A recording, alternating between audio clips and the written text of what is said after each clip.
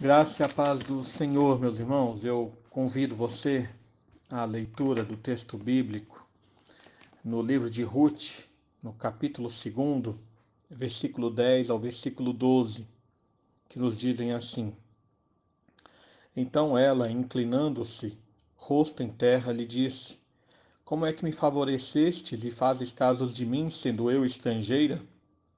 Respondeu Boaz e lhe disse: Bem me contaram tudo quanto fizeste a tua sogra depois da morte do teu marido, e como deixaste a teu pai e a tua mãe e a terra onde nasceste, e vieste para um povo que dantes não conhecias. O Senhor retribua o teu feito, e seja cumprida a tua recompensa do Senhor, Deus de Israel, sob cujas asas vieste buscar refúgio. Irmãos, ontem nós falamos a respeito do capítulo 1, onde é narrado sobre a viuvez de Ruth e Noemi, e de como o sofrimento às vezes pode mudar aquilo que nós somos e aquilo que nós pensamos sobre Deus quando nós não entendemos o seu propósito.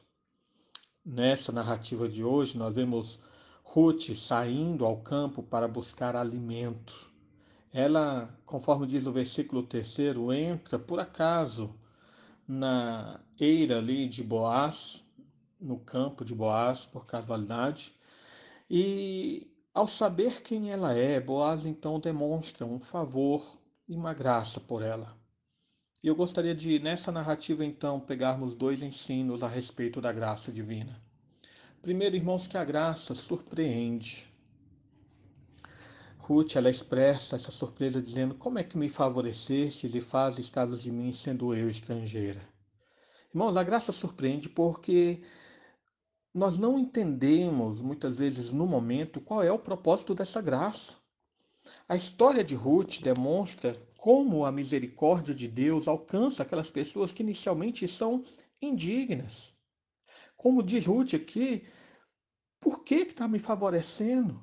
Por que você me beneficia desse jeito, sendo eu estrangeira? E aí devemos lembrar um pouco aí da história desse momento de Israel. Esse é um período, do mesmo período ainda do livro dos Juízes, mas antes da entrada ali do povo de Israel em Canaã, na época de Josué, pela determinação do Senhor, os moabitas eram para ter sido expulsos da terra, não eram para eles estarem ali. Além disso, era proibido aos israelitas se casarem com mulheres de outros povos. Portanto, Ruth não teria chance de ser parte do povo de Israel. Se fosse analisar apenas pelas circunstâncias, Ruth, de forma alguma, estaria naquele momento, naquela eira de Boaz, recebendo o benefício de Deus. Ruth não poderia conhecer o Deus de Israel se não fosse, portanto, pela graça e pelo favor do Senhor a ela. Mas Deus, então, segundo o seu propósito e seu decreto, ele leva, conforme nos fala lá o início do capítulo 1, a família de Elimeleque, a família de Noemi, à terra de Moabe para buscar ali alimento. E então dali Deus traz Ruth junto com Noemi, Ruth que era moabita, que viria então a ser parte da genealogia do Messias, como é narrado no último capítulo desse livro. Então, as palavras de Ruth a Boaz seriam muito mais expressas em louvor se ela então tivesse a visão do futuro daquilo que viria a ser a sua descendência. Como é narrado nos últimos versículos desse livro, dali sairia o maior rei de Israel. Dali viria a nascer Davi. E dali ainda, 1000 anos e 1000 e poucos anos depois, ainda viria o Messias prometido, da linhagem de Boaz, marido que se tornaria aqui nesse livro o marido então de Ruth. Então, o descendente de Ruth, ele veio para ser luz e salvação justamente aos gentios, como Ruth. E fazer esses gentios, pessoas indignas, pessoas que não fazem parte do povo de Israel, fazê-los herdar as promessas de Israel, como posteriormente nos falou Pedro lá na sua primeira carta, no capítulo 2, versículo 9 e 10.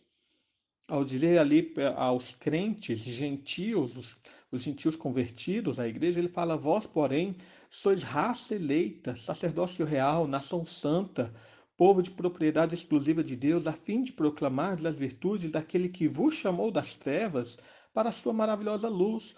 Vós, sim, que antes não erais povo, agora sois povo de Deus, que não tinhais alcançado misericórdia, mas agora alcançastes misericórdia. Ruth é um exemplo da aplicação daquilo que Pedro falou.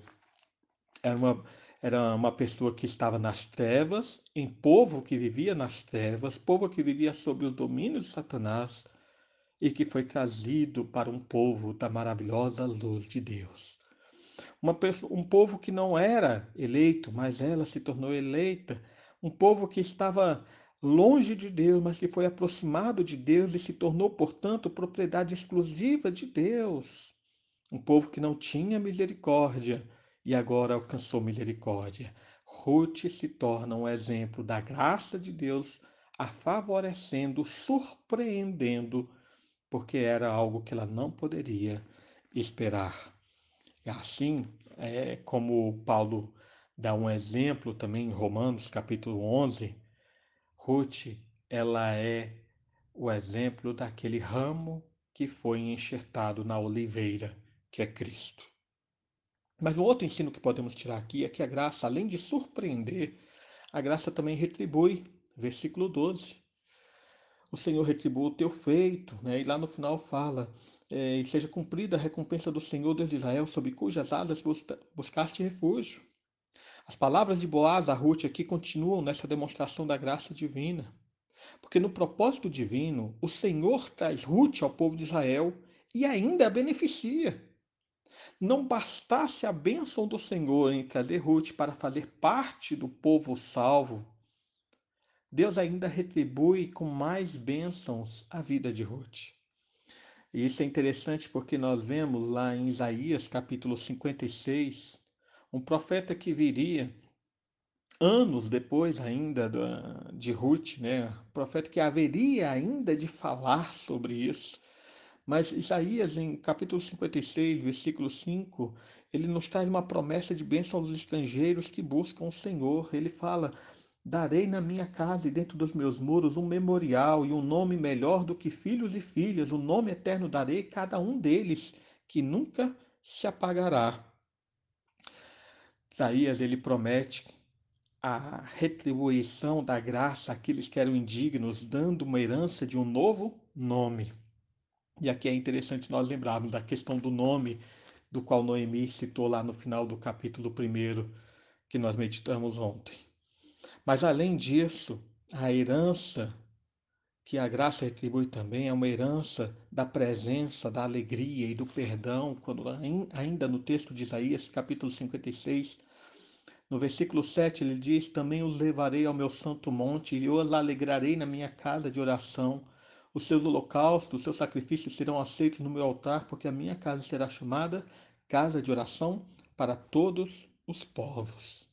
A graça retribui de maneira maravilhosa, porque aqueles que não tinham chance, esses agora terão a bênção da presença de Deus, a bênção da alegria de Deus, a bênção do perdão do Senhor. Irmãos, de fato, o grande ensino aqui desses versículos aqui de Ruth nos mostram que nós devemos continuar anunciando àqueles que ainda não fazem parte do povo de Deus, àqueles que estão nesse mundo, isolados da graça divina. Nós temos que anunciar que eles devem buscar refúgio nas asas do Senhor, porque, como diz o apóstolo Paulo, em Romanos 10, versículo 13, todo aquele que invocar o nome do Senhor será salvo.